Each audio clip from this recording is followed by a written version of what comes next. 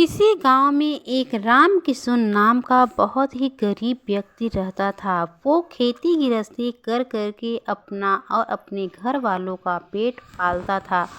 संयोग से एक बार बहुत सूखा पड़ जाता है, चारों तरफ वीरान ही वीरान हो जाता है। उसके खेतों में एक अनाज नहीं था।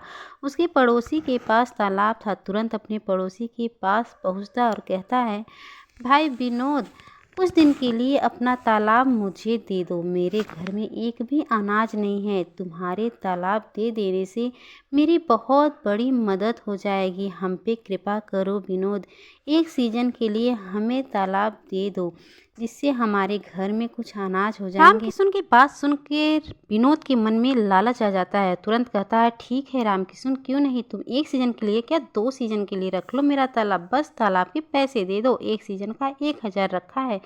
रामकिशुन मजबूर था। वो जैसे तैसे करके 1000 रुपये विनोद को दे देता है और खुश हो जाता है कि चलो अब तो हमारे खेतों को पानी मिल जाएगा, घर में अनाज हो जाएगा। और तुरंत वो तालाब की तरफ निकल देता है।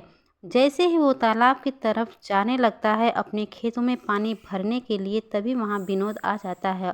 अरे रुको रामकिशुन, क्या कर रहे हो? मैंने तो तुमसे सिर्फ तालाब के पैसे लिए हैं, अभी तुमने पानी के पैसे कहाँ दिए हैं जो पानी भरने जा रहे हो? क्या कह रहे हो विनोद भैया? तालाब का पानी अलग है क्या? तालाब मतलब पानी, दोनों का पैसा तो मैंने एक साथ ही आपको दिया है। क्या बोल रहे हो आप?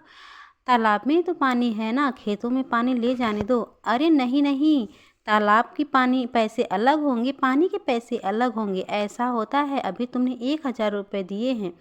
क्या बोल रहे हो विनोद भैया? आप तो एकदम बेईमानी कर रहे हो मेरे साथ। मैं राजा के पास जाऊंगा और उनसे गुहार करूंगा।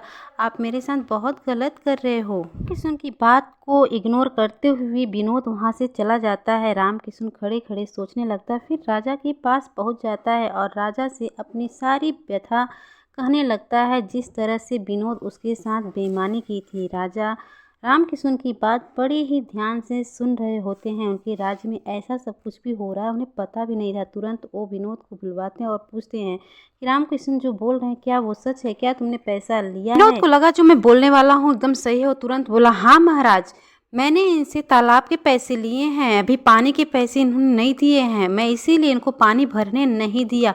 आपने बिल्कुल सही सुना है। फिर राजा गुस्सा हो जाते हैं और बोलते हैं, तुम किस तरह बेवकूफ़ों वाली बात कर रहे हो?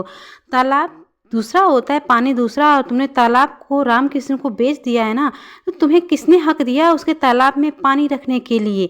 अब तुम इस अपनी मूर्खता पर दंड भुगतोगे। तुम पूरे राज्य में 1 महीने तक फ्री में झाड़ू पोछा करोगे और ये तुम्हारा दंड ही है। और ऐसा जितने लोग करेंगे राज्य में, उन सब के लिए ये सबक है।